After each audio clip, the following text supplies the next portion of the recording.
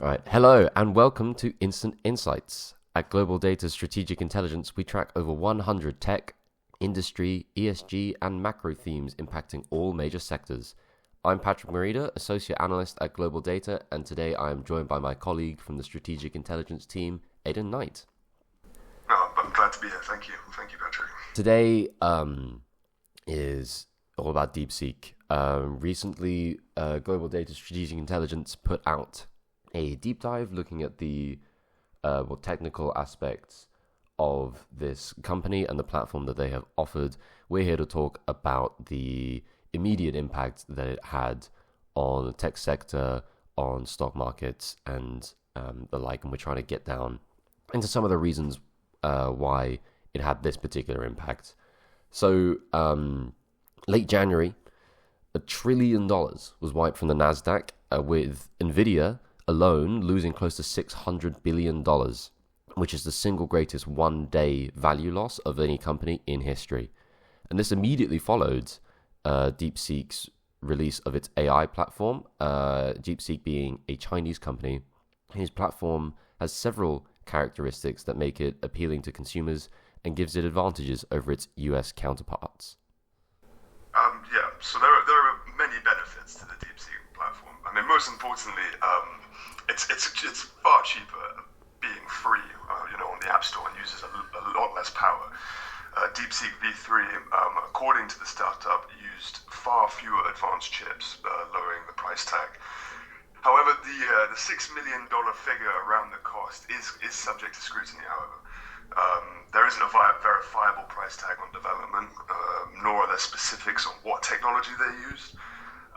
DeepSeek might want to avoid, releasing this information because it may lead to questions about how they received potentially advanced NVIDIA chips, which are subject to US export bans. I've also seen that this $6 million figure that came from DeepSeek announced only the cost of its final testing and not the full cost of all test stages, which is standard. So how much it actually all cost will be a matter of speculation for a while, but I think we can reasonably conclude at least that it was still cheaper than US models. Well, due to semiconductor sanctions imposed by the US and allies, China was expected to be behind US in terms of most technology, including AI. But DeepSeek is actually on par or better than OpenAI's and Anthropic's products, according to industry experts. Given the lower price of power required to operate DeepSeek and how it's free, DeepSeek currently is an attractive option for consumers looking for AI capabilities. So since then, it's soared to the top of the App Store in both terms of ratings and downloads. It's really a waking up call, as AI companies they're not untouchable anymore. American AI companies, at least. I think what we can first start talking about is what caused this. Like, we lost $1 trillion on the NASDAQ, and I think we really need to have a discussion as to why. And I think a lot of it boils down to the nature of the technology that these US companies have used to develop technology, AI technology rather. They've used cutting edge stuff. Like kit is that is the most advanced, the most expensive, and that requires the most energy to power. That the components are so expensive, I think contributes to the idea that the value of the products that they make is also high, leading to higher valuations. Like obviously these products have extraordinary capabilities. Like a large part of their valuation obviously comes from the value of what they offer. But I think that what DeepSeek's release has shown is that the value of the products alone aren't reflected in the share prices of these companies that own them. Like clearly their market caps were overinflated. To the tune of like $1 trillion is an enormous bubble to burst. And of course, as is the nature of bubbles, it popped, and it's hardly surprising. Something that should be considered is that these companies have found it extremely difficult to properly monetize their products. What ChatGPT Pro offers for $200 a month, $200 a month, DeepSeek R1 offers for free. The sheer expense of AI, as it's been developed in the US, makes it extremely difficult to effectively monetize at both an enterprise and a consumer-facing level. Meta is reported to be using 100,000 NVIDIA H100 chips to train its Llama 4 model, so that So just the hardware alone is approximately worth $4 billion. And at the enterprise level, generative AI adoption has been quite slow.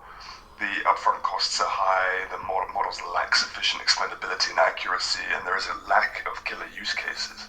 So while it looks great for shareholders to be the first out the gate on AI, those benefits from being first are really short-lived. No, right. I think you really hit something there. Like we have a monetization problem and an overvaluation problem, and that this bubble popped, or at least leaked a little bit of air, and knocked $1 trillion out of the Nasdaq with next to zero consequences for the wider economy is to me quite telling. I'm thankful that it didn't, of course, and I hope this experience can act as a wake-up call for investors, tech companies, and those involved in the public discourse about what this technology is. I think really it's been a lesson in being mindful of marketing as much as anything else. Like investing in hype has its risks, and it doesn't always pay off, as this whole experience has shown. As said before, there are several reasons as to why DeepSeek is more efficient US AI models. The main one being how little memory DeepSeek's plan is to run. DeepSeek's ARM1 open source model only requires around 2,000 NVIDIA H800 graphics processing units, costing $6 million, far shy of, the hundreds of millions of US AI companies, according to the Chinese startup, of course. Now, of course, we said before that this number is subject to scrutiny, because if they actually did have more advanced chips, then there would be questions as to how they got them because of US export sanctions. But, comparing them to US AI platforms, ChatGPT-4 required around $80 to $100 million to fund it, while Meta's Llama 4 is using 100,000 H100 GPUs and around $4 billion of funding just for the hardware, as we said earlier. And DeepSeek was also released a day before the announcement of OpenAI's $500 billion Stargate project with the US government. It's definitely a message to Silicon Valley. Look, we can make an AI model that is far cheaper than yours, and we don't charge for it. DeepSeek doesn't come without its issues, famously, the platform censors content based on CCP policy, questions about IP, GPU quality, verifiable cost of the model, and other concerns are legitimate. However, its efficiency when it comes to cost to performance is a massive cause for concern for US tech companies. But going forward, the industry is, going to realize that elegant methodologies and algorithms can go a long way. It's very much a call to action for the AI industry. Right. I think, and it kind of needed that kick in some respects, I think. And I think, like, fundamentally as well, something that we can think about here is that the motivations of many of these US tech companies are deeply misaligned with long-term strategic objectives by prioritizing short-term shareholder value over maintaining meaningful long-term advantages in the AI market, right? I think like this is a model that has struggled already to contend with the Chinese model of international competition. We've seen it in the electric vehicle market. Chinese manufacturers offering consistently cheaper products with government support and making huge gains in terms of their market share. I believe we're seeing the beginning of something similar with the AI market. The US maintains a straight technological advantage in terms of the capabilities of individual pieces of hardware. Like, there's no doubt about it. Like, it has access to the most advanced semiconductors, GPUs, things of that nature. But the cost of this hardware is extraordinary. Like, for companies like Meta, spending less than, for them, what is 10% of their quarterly revenue on NVIDIA GPUs might seem fine. But it turns out there may have been a cheaper way to do it all along, right? Like, we're speaking in hindsight, but there is a lesson to be learned here. That US companies showed no signs of slowing down in their mass purchasing of high-end GPUs, doubling down on their expensive, highly energy-intensive approach.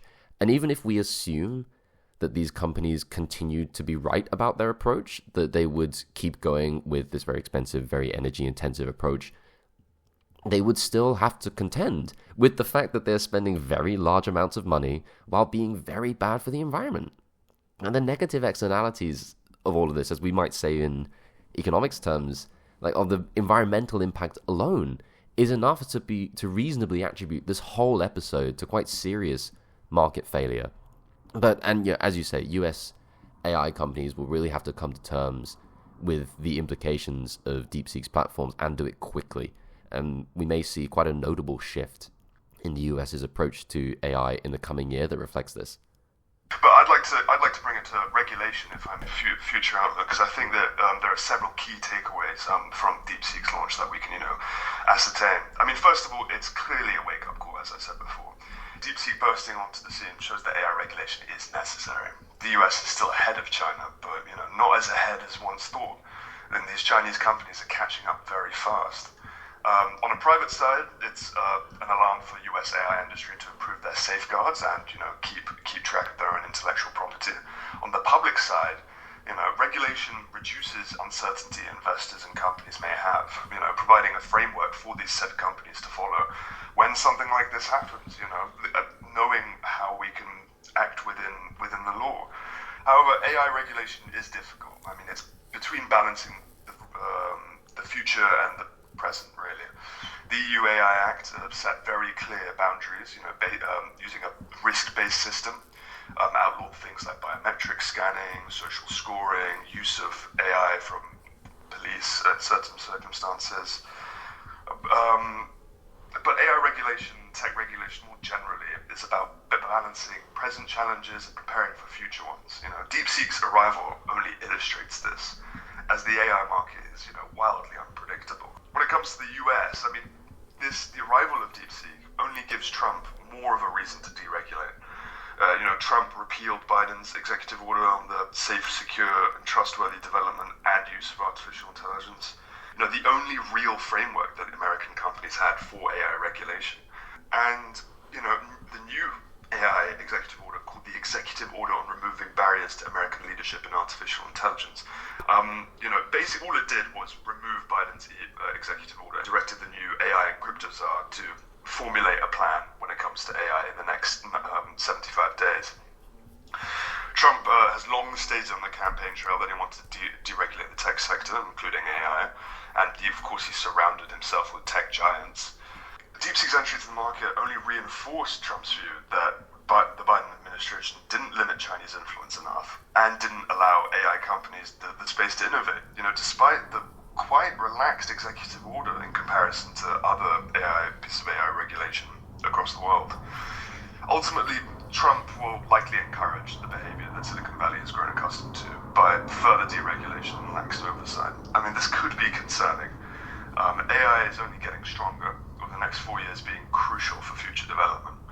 And, Trump deregulating could lead to US institutions ignoring the potential risks of an unregulated AI market. Just to simply get ahead of China, it could be quite concerning.